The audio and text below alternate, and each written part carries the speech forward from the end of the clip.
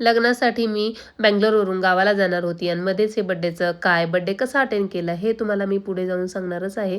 पण त्याआधी मी आत्ता सध्या तर बंगलोरवरून निघाली आहे गावाला, तेही लग्न अटेंड करण्यासाठी.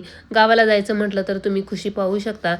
आपण गावाला जायचं म्हटलं की खूप हॅप्पी असतो. घरातली सर्व काही कामं आवरली, टिफिन वगैरे बनवून घेतला होता. यांच्यासाठीही मी स्वयंपाक बनवून ठेवला होता. दुपारी 3 वाजताची आमची बस होती आणि एकदम आम्ही टायमिंगवरतीच पोहोचलो होतो. बस पकडण्यासाठी खूप धावपळ झाली होती आमची, पण बस आम्हाला मिळाली म्हणून हॅप्पी होतो. बंगलोर टू पुणे हा प्रवास तर आमचा छान झाला होता. आता मैत्रिणीच्या घरी आलो होतो. फर्स्ट बर्थडे होता मुलीचा, म्हणून ही काही तयारी चालू होती. आल्यानंतर पहिल्यांदा फ्रेश वगैरे झालो, जेवण वगैरे झालं आणि त्यानंतरनं आम्ही हाती घेतलं होतं डेकोरेशनचं काम. तर मरमेंटची थीम होती आणि छान असं काहीसं डेकोरेशन करायचं होतं.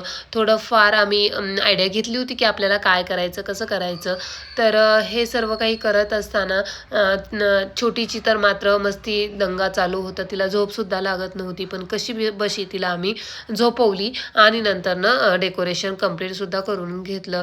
आता ही वेळ आहे बड्डे सेलिब्रेशनची. संध्याकाळची वेळ होती. मस्त असं डेकोरेशन झालं होतं, तुम्ही पाहू शकता. हे मी माझ्या फ्रेंडने आणि तिथल्या फ्रेंडने मिळून हे डेकोरेशन केलेलं होतं.